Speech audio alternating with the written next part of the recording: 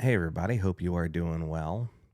Hey, guess what? It's the anniversary of the release of Van Halen's 5150 album. 30 something years ago today, the first Van Halen album featuring Sammy Hagar on vocals was released. Now, I know there are people out there in the Van Halen fandom that will think that the Sammy Hagar era was, garbage, and it was much better when Dave was the singer, and, I didn't listen to any Van Halen stuff after David Lee Roth left the band.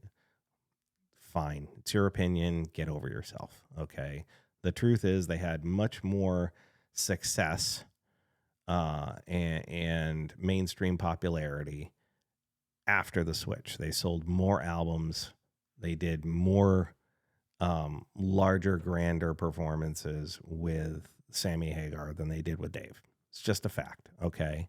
You have to also acknowledge that lyrically, the lyrics got a lot more deep and socially meaningful, and it wasn't just all TNA and sex, drugs, and rock and roll in the lyrics anymore. There was some social conscience to it, okay? You also have to admit, I'm sorry, I love the David Lee Roth era. David Lee Roth is one of the greatest frontmen in rock history. He's not a great singer, okay? He's a good singer, but he's not a great singer. And the vocal skills of Sammy Hagar are much more profound than all of David Lee Roth's gyration, noise-making stuff in the middle of songs. I'm sorry, it just is, okay? I think Eddie, with the advent of technology and his ability with a home studio to expand upon what he would have normally done in the previous years with Roth, found himself more of an avenue to explore the studio and its possibilities. So compositionally, I think the Sammy Hagar era got more intricate.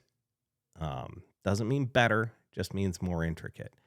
And so with that said, I love both eras equally. Anyway, to celebrate the anniversary of 5150, let's go to the actual title track, which does not get the radio airplay that songs like Dreams get. And I think it's a phenomenal composition.